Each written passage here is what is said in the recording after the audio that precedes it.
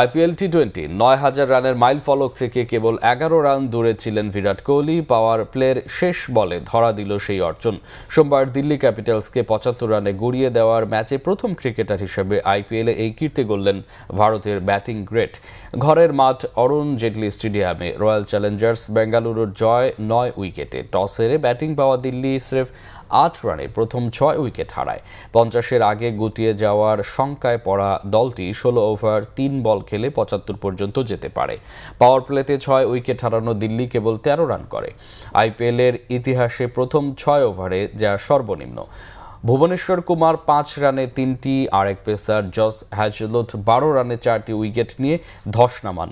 Bengaluru ৬ over ৩ বলে ১ wicket হারিয়েই জয় তুলে নেয়। আইপিএলে প্রথম ক্রিকেটার হিসেবে ৯,০০০ রানের মাইল ফলক স্পর্শ করতে ১১ রানের অপেক্ষায় থাকা কোহলি পাওয়ার প্লের শেষ বলে লক্ষ্যে পৌঁছান। ৩৭ বছরের এই ভারতীয় ব্যাটিং গ্রেট পরের ওভারে ৩ বলের মধ্যে ২টি ছক্কা মেরে নিজের মতো করেই ম্যাচের সমাপ্তি টানেন। ১৫ বলে ২৩ রানে অপরাজিত থাকেন কোহলি। ২৭৫ ইনিংসে ৮ সেঞ্চুরি ও ৬৬ ফিফটিতে আইপিএলে তার রান ৯,০১২। সর্বোচ্চ অপরাজিত ১১৩, স্ট্রাইক রেট ১৩৪-এর কাছাকাছি, গড় ৪০-এর উপরে। ভারতের এই ফ্র্যাঞ্চাইজি লিগে ৮,০০০ রানও নেই আর কারো। ৭,১৮৩ রান করতে পেরেছেন কেবল রোহিত শর্মা।